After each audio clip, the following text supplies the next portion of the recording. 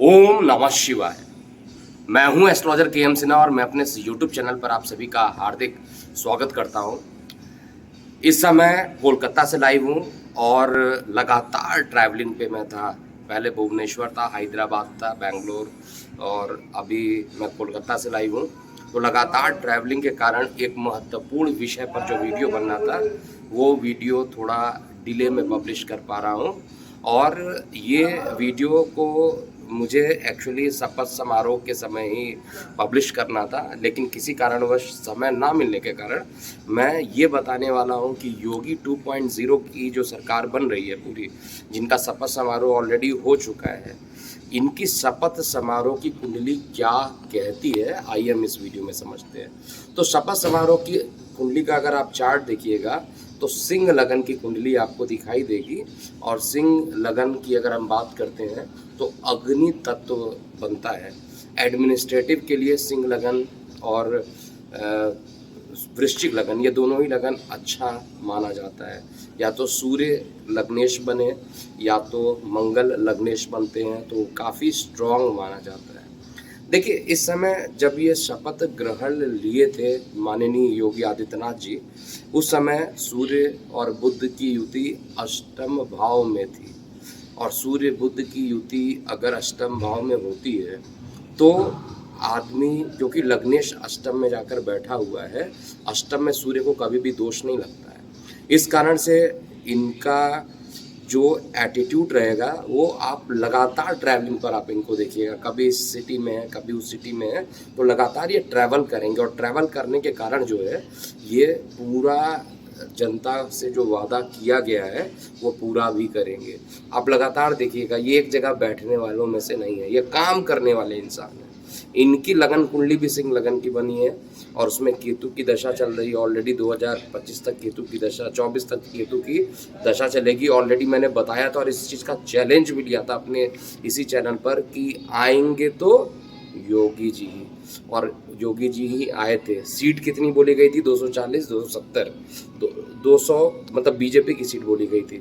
तो 257 के आसपास बीजेपी और सहयोगी दलों को मिलाकर 272 तक का जो आंकड़ा पहुंचा था वो एग्जैक्टली सटीक साबित हुआ। बाकी प्रदेशों में भी जो प्रेडिक्शन दी गई थी वो भी सत्य हुई थी। तो यहाँ पर इस कुंडली में सभी चीज़ें अगर देखी जाए तो शनि देव रोग में जाके बैठे मंगल के साथ। शनि मंगल रोग में बैठ जाए तो अच्छे अच्छे शत्रुओं की हालत खराब कर देते हैं, रोग को होने नहीं देंगे। लेकिन परेशानी क्या है, आप लोगों को शायद अभी बड़ी आश्चर्यचकित लगेगा कि ऐसा क्यों मैं बोल रहा हूँ। माननीय योगी जी की जो दशा स्टार्ट होगी, चेंज होगी, वो 2024 में यानी लोकसभा चुनाव के आसपास ही दशा चेंज होगी। और 2024 में इनकी शुक्र की महादशा स्टार्ट हो जाएगी। और शुक्र जो होता है नैसर्गिक रूप से शत्रु है इनका, और 20 साल तक वो रहेगा। हालांकि इनको कुछ कठिनाइयां 2 साल के बाद ज़रूर सत्ता में देगा, या अकस्मात 2 साल के बाद सत्ता में किसी प्रकार का इनको फेरबदल करना पड़ सकता है, जो मैं चेक कर पा रहा हूँ। क्योंकि महादशा चेंज होगी और माननीय मुख्यमंत्री जी की महादशा चेंज होगी तो निश्चित रूप से सत्ता में परिवर्तन होगा।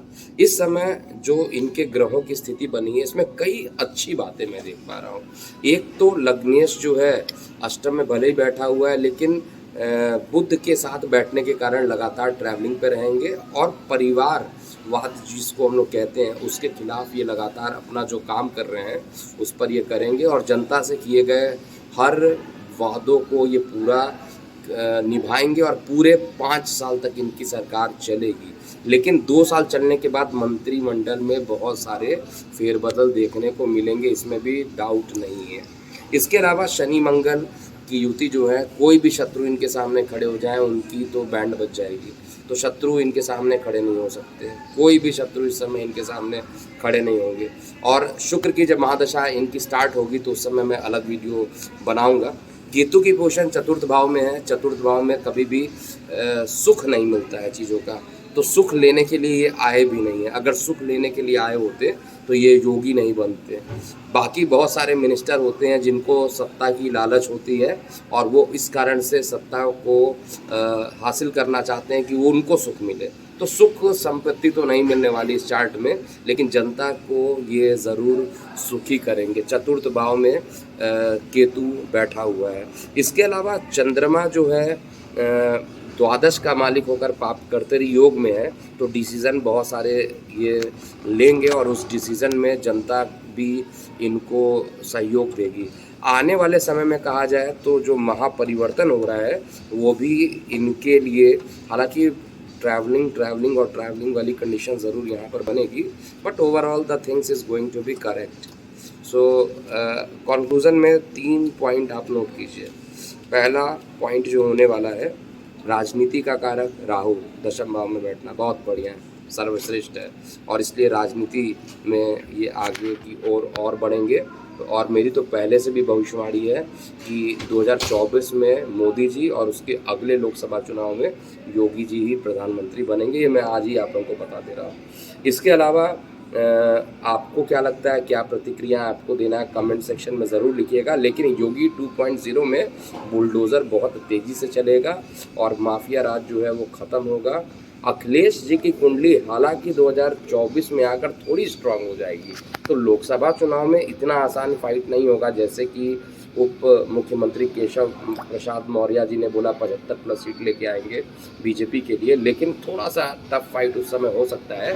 आगे क्या होगा ट्रांजिशन को और बाकी चीज़ों को लेकर मैं ज़रूर बताऊंगा, लेकिन राहु का अपने जगह पर बैठना और लगातार जनता की सेवा के लिए बुध और सूर्य की युति और साथ में शत्रु हंता बन के शनि मंगल की, ये 3 इंपॉर्टेंट इसमें कंक्लूजन में निकाल के आ रहा हूँ। और इस कारण से योगी 2.0 में बुलडोज़र बहुत तगड़ा चलेगा, पूरे 5 साल तक ये सरकार चलने वाली है। तो अभी के लिए इतना ही। मैं हूँ एस्ट्रोलॉजर के सिन्हा। ओम नमः शिवाय।